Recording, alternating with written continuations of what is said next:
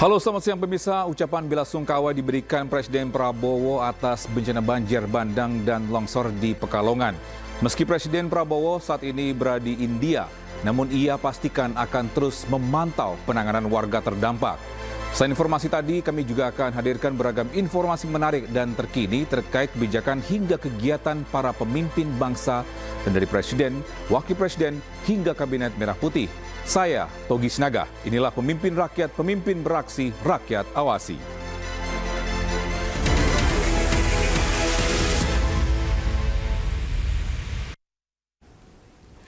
Misa pemerintahan Prabowo Gibran akan memasuki 100 hari pada akhir Januari 2025. Kinerja pemerintahan keduanya pun menjadi sorotan. Lantas, bagaimana tingkat kepuasan warga atas kinerja Kabinet Merah Putih?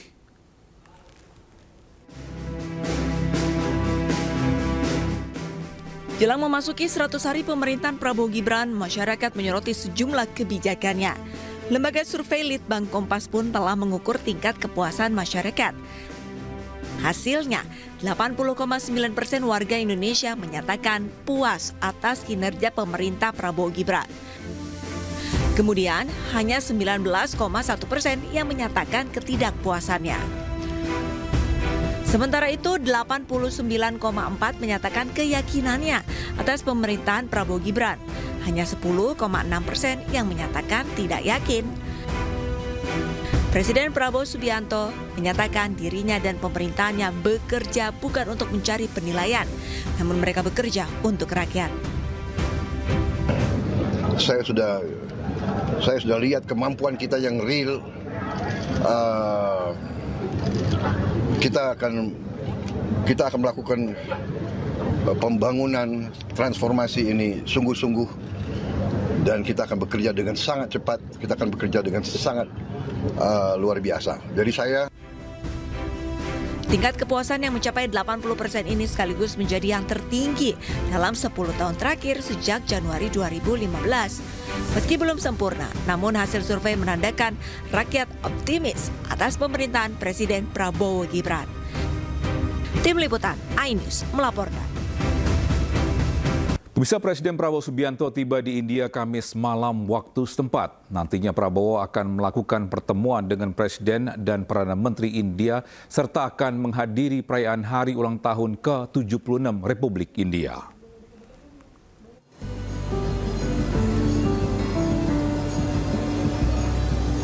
Presiden Prabowo Subianto tiba di Air Force Station Palam, New Delhi, Republik India, Kamis malam waktu setempat. Prabowo disambut oleh Menteri Negara untuk Urusan Luar Negeri India, Pabitra Margarita, sejumlah pejabat dari KBRI New Delhi, serta para mahasiswa yang sedang menempuh pendidikan di India. Prabowo juga disuguhkan oleh penampilan tarian tradisional India, serta alunan musik yang dibawakan oleh para seniman muda setempat. Sebelumnya Prabowo berangkat bersama sejumlah jajaran Kabinet Merah Putih untuk menuntaskan berbagai kerjasama dengan Republik India. pada hari ini sebentar lagi saya akan berangkat melakukan kunjungan kerja ke India, ke New Delhi atas undangan dari pemerintah India dengan delegasi beberapa menteri yang sudah ada yang mendahului, yang berangkat lebih dulu di sana melakukan pertemuan-pertemuan dengan counterpart mereka, mitra mereka, menyelesaikan beberapa perjanjian MOU. Saya di situ tentunya melaksanakan kunjungan kenegaraan, pertemuan bilateral, dan kedua saya diundang untuk hadir sebagai tamu kehormatan pada perayaan ke-76 Hari Republik India. Selama di India, Prabowo akan melakukan pertemuan bilateral dengan Presiden India Draupadi Murmu dan Perdana Menteri India Narendra Modi. Bahkan Prabowo juga diundang untuk hadir sebagai tamu kehormatan pada perayaan ke-76 Hari Republik India pada 26 Januari 2025. Tim Liputan iNews melaporkan. Pemirsa, Wakil Presiden Gibran Rakabuming Raka kembali meninjau pelaksanaan makan bergizi gratis di Kota Tangerang. Kedatangan Wakil Presiden Gibran Rakabuming Raka di Yayasan Pendidikan Ki Hajar Diwantoro di Jalan Perumahan Buana Gardenia, Kelurahan Pinang, Kota Tangerang, disambut antusias siswa Jumat pagi. Kunjungan ini dalam rangka meninjau program makan bergizi gratis sebanyak 1.314 porsi yang dibagikan oleh seluruh siswa. Gibran berharap para siswa konsisten menjaga pola makan sehat tidak hanya di sekolah tetapi juga di luar sekolah.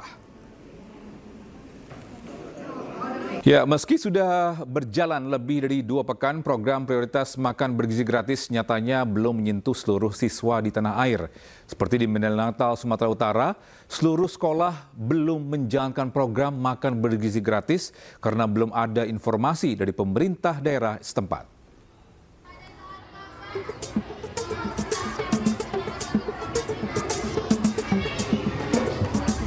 Ribuan siswa dari sekolah dasar hingga SMP di Mandailing, Natal, Sumatera Utara hingga kini belum menerima program makan bergizi gratis dari pemerintah. Padahal program ini sudah dimulai sejak 6 Januari lalu dan telah berjalan selama 2 pekan. Para siswa di SDN 401 Penyambungan Mandailing, Natal yang belajar mulai dari pukul 7 pagi hingga pukul 2 siang ini mulai bertanya kepada guru mereka. Para siswa menyaksikan pemberitaan di televisi bahwa teman-temannya di daerah lain telah menikmati makan siang gratis. Namun hingga kini mereka belum mendapatkannya. Hari-hari ini belum pernah? Belum, Bapak. Belum pernah ya? Pengen nggak makan bergizi gratis tuh? Pengen, Bapak. Pengen ya? Kenapa pengen? Biar sehat, Bapak. Oh, biar sehat, ya. Jadi sampai saat ini belum ada ya makan bergizi itu? Belum? Belum, Bapak. Belum. Pihak sekolah mengatakan Dinas Pendidikan telah melakukan pendataan sejak sebulan yang lalu. Namun hingga kini belum ada realisasinya. Kemarin sekolah kita telah melakukan launching yang sudah 2 sekolah di Kabupaten Natal, yaitu SD 401 Penyambungan dan SMP Negeri 1 Penyambungan telah dilakukan oleh launching yang diri oleh Pak Bupati. Tapi sampai sekarang belum ada realisasinya. Oke, masih launching ya? Masih launching. Padahal ini secara nasional kan udah berlangsung lebih 2 minggu, Bang. Kalau sekolah kita ini sama sekali belum ada itu, Bang? Belum ada, tapi orang dari beberapa pihak dari Dinas Pendidikan semua sudah meminta data untuk menyimpulkan ke kementerian. Pihak sekolah dan para siswa berharap bisa merasakan manfaat program makan bergizi gratis dari pemerintah. Dari Mandailing, Natal, Sumatera Utara, Ahmad Hussein Lubis, iNews melaporkan. Terima kasih masih bersama kami di Pemimpin Rakyat. Pemirsa, Komisi 4 DPR RI mendesak pemerintah untuk tuntaskan investigasi pagar laut ilegal. KKP juga diminta untuk ungkap siapa pelaku di balik pemasangan pagar laut.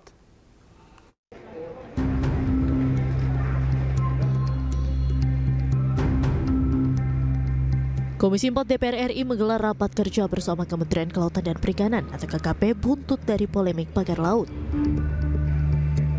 Rapat dihadiri langsung oleh Menteri Kelautan dan Perikanan Sakti Wahyu Trenggono beserta jajaran di Komplek Parlemen Senayan, Jakarta, Kamis siang.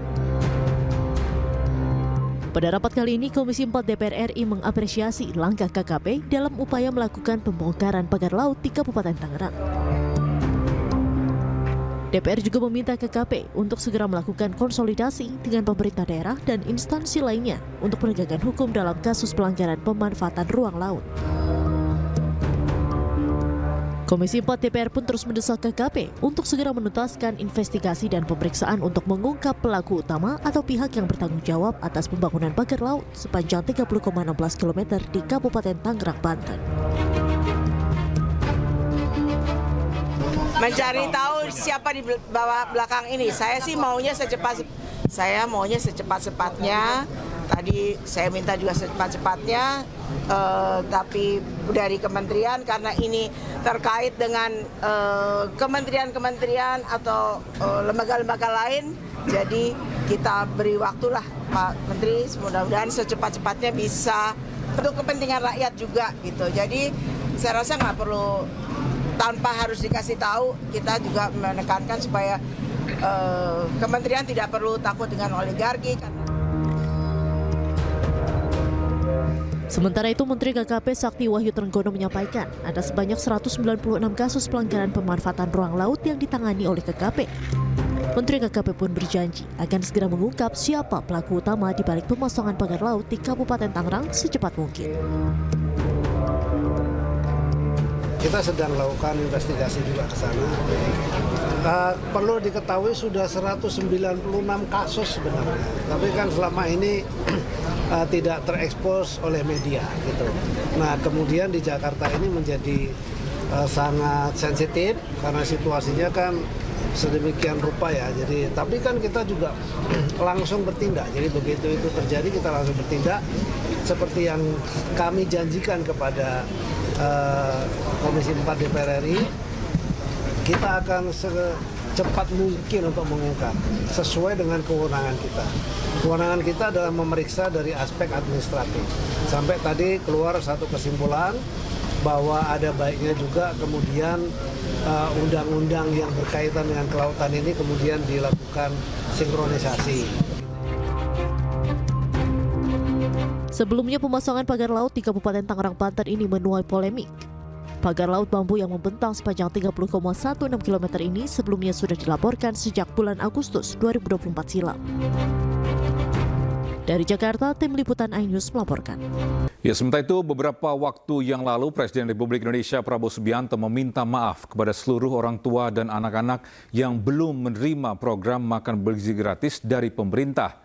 Prabowo berjanji di akhir tahun 2025 program makan bergizi gratis akan dinikmati seluruh anak Indonesia. Makan bergizi baru mulai.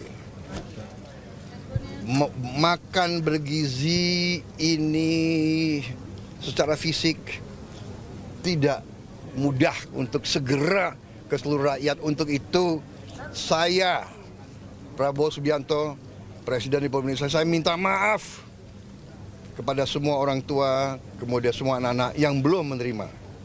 Tapi saya yakini bahwa tahun 2025, akhir 2025, semua anak Indonesia akan dapat makan bergizi. Tapi bahwa tidak bisa seketika ini secara fisik tidak mungkin, secara administrasi tidak mungkin, ya. Proses mengamankan supaya uang yang dikirim tidak hilang, itu ada proses yang harus kita laksanakan. Ya, Presiden Prabowo Subianto perintahkan aparat penegak hukum menindak perusahaan yang melanggar aturan pertanahan dan hutan. Prabowo juga menegaskan pemerintah tidak akan memberi perlakuan khusus kepada siapapun. Kemudian saya juga sudah memberi keputusan kepada unsur penegak hukum, Jaksa Agung,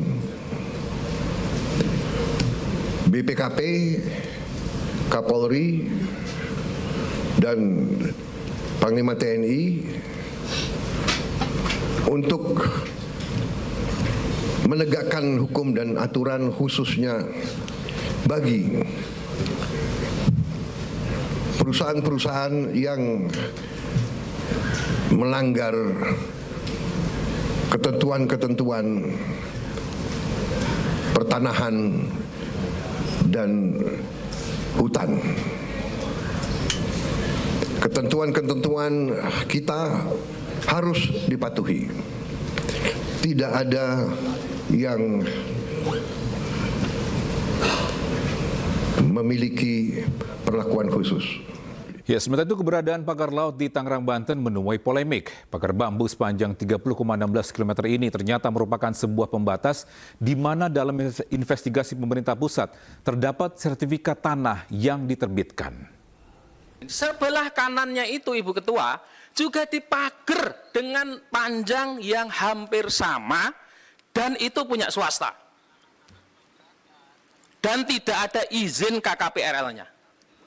Saya tanya coba bisik-bisik, ini sudah ada izinnya belum? Teman-teman waktu kita nemeni ke laut, izin Pak, ternyata nggak ada Pak. Polemik pagar laut dengan perizinan kontroversialnya terus dibahas di rapat kerja Komisi 4 DPR RI bersama Kementerian Kelautan dan Perikanan RI. Pagar laut bambu yang membentang sepanjang 30,16 km ini sebelumnya sudah dilaporkan sejak bulan Agustus 2024 silam.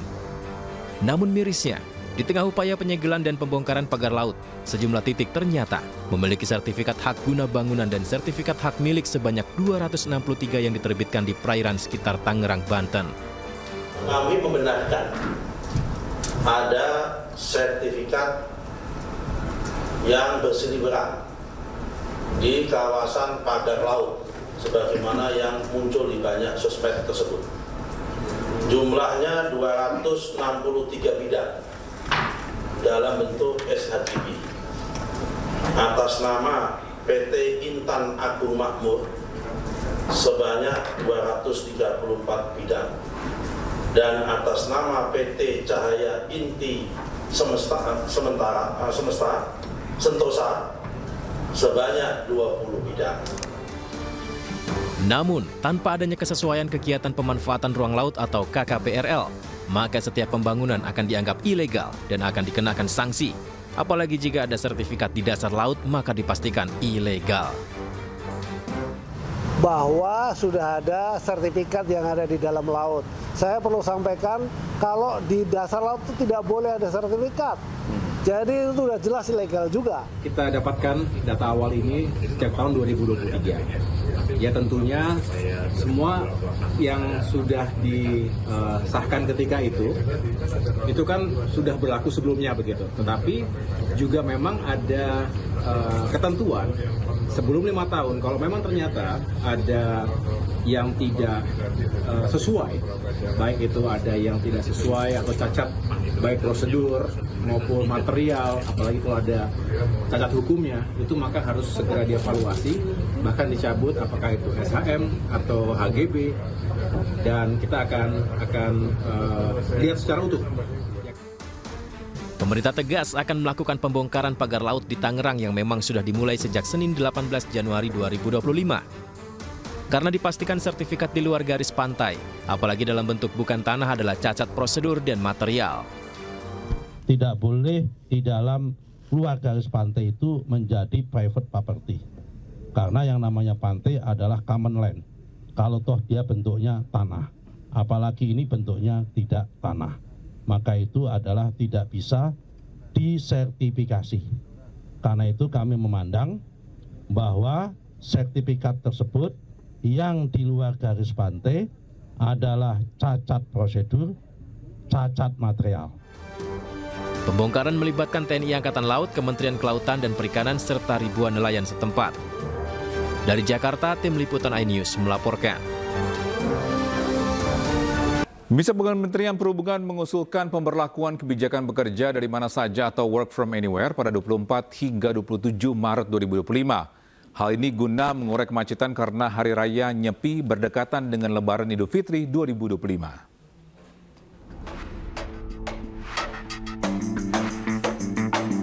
Menteri Perhubungan Dudi Puwagandi membahas wacana Work from Anywhere atau WFA menjelang libur Nyepi dan Idul Fitri 2025.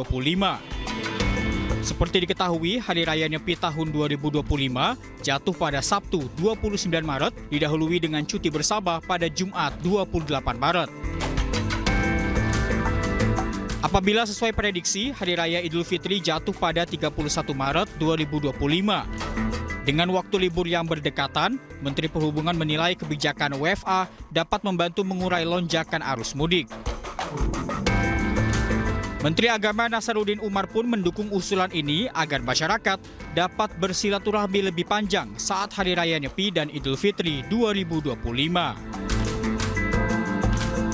Hingga saat ini, Menteri Koordinator Bidang Pembangunan Manusia dan Kebudayaan Pratikno mengatakan pemerintah sedang mengkaji penerapan work from anywhere selama libur Nyepi dan Idul Fitri tahun ini dengan melibatkan sejumlah kementerian dan lembaga. Dari Jakarta, Tim Liputan iNews melaporkan.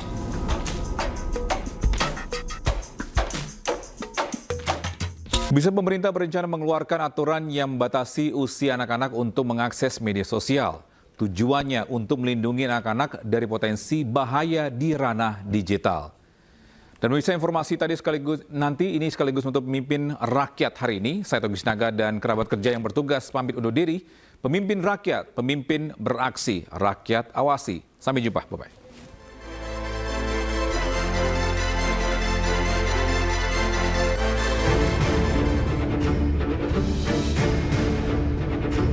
Aturan membatasi usia anak-anak mengakses media sosial saat ini masih digodok oleh sejumlah kementerian. Menteri Komunikasi dan Digital Muti Hafid mengungkap rencana untuk melindungi anak-anak dari potensi bahaya di ranah digital. Sambil menjembatani aturan yang lebih ajak, pemerintah akan mengeluarkan aturan pemerintah terlebih dahulu. Gitu, sambil kemudian kajian yang terkait dengan perlindungan anak lebih kuatnya lagi, yang memang tidak bisa di ranah kementerian karena harus melibatkan DPR, itu juga kita akan siapkan. Jadi sambil menjembatani, sekali lagi kita keluarkan aturannya, sambil bicara dengan DPR mengenai apa yang aturan undang-undang seperti apa yang kita bisa keluarkan untuk melindungi anak-anak kita. Menteri Pemberdayaan Perempuan dan Perlindungan Anak Arifatul Fauzi memastikan segala aturan yang nanti dibuat telah melalui kajian yang panjang.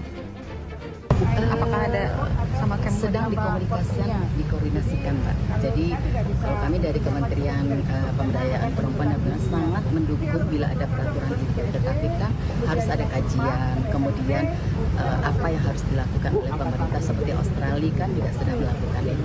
Ini sudah jadi pembahasan, kita lihat aja, mudah-mudahan nanti ada kabar baik. Saat ini ada 5 negara yang telah menerapkan pembatasan usia untuk mengakses gadget dan media sosial. Australia menetapkan batas usia minimum untuk akses media sosial adalah 16 tahun. Aturan ini sudah mulai